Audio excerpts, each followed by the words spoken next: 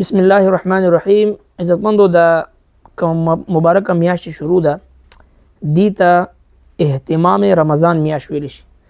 په دې مبارکه میاشت کې جناب رسول الله صلی الله علیه وسلم او صحابه کرام به د رمضان المبارک د پاره به اهتمام کو.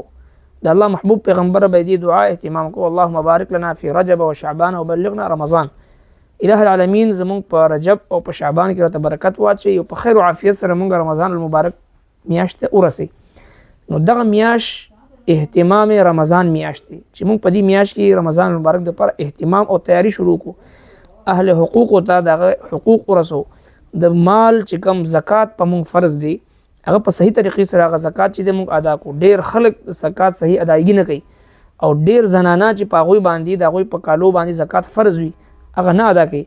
حالانکه دا څومره وعید په قران کریم کې احادیث مبارکو کې په دې باندې راغلي دي چې یو مسلمان سره مال وي سونا چاندي او دغه زکات نه ورکوي.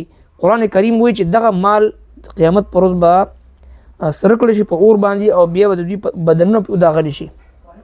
یوم یحمى علیها فی نار جهنم فتقوى بها جباههم وجنوبهم وظهورهم.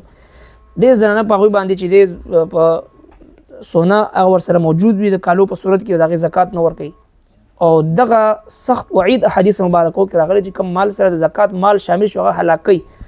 نو لہذا اهتمام رمضان میاشت دی رجب المرجب اهتمام وشي د رمضان لپاره زکات ادا کړی شي مالی حقوق ادا کړی شي او تیاری وکړي شي. شعبان المعظم استقبال رمضان میاشت دی رمضان مبارک لپاره استقبال وکړي شي.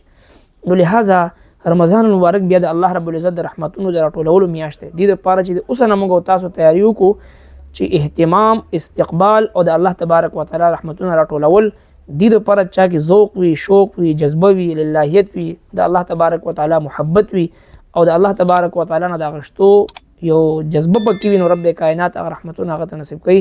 الله سبحانه وتعالى د رمضان مبارک خیرونه برکتونه او رحمتونه مغفرتونه زموږ تاسو نصیب وګرځي.